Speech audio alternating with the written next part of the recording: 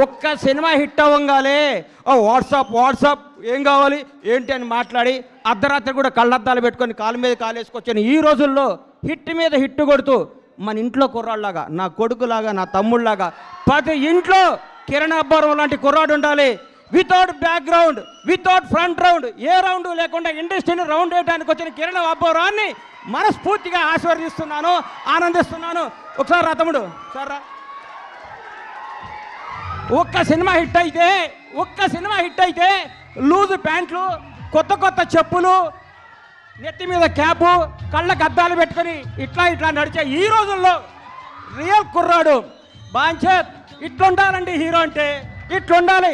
నిన్ను చూస్తుంటే చిరంజీవి గారు గుర్తొస్తున్నారు నాకు. చిరంజీవి గారు స్టార్టింగ్ రోజుల్లో గుర్తొస్తున్నాడు. 150 సినిమాలు చేసి కూడా రేపో మాపో భారత రత్న అందుకోబోతున్న చిరంజీవి గారు కూడా ఈ రోజు కూడా గ్రౌండ్ మీద ఉంటాడంటే నీలాంటి ఇన్స్పిరేషన్ తీసుకో చిరంజీవి గారిని. నేను చూస్తే ముచ్చటేసిందమ్మా. I love you so much Kiran Abbavaram.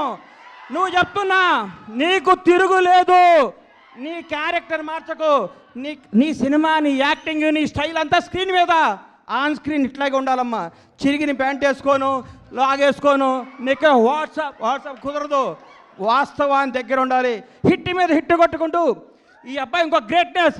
ఇప్పటి వరకు చేసిన ప్రతి సినిమా కొత్త డైరెక్టర్ అండి. ఇంతకంటే ఏం కావాలి సార్?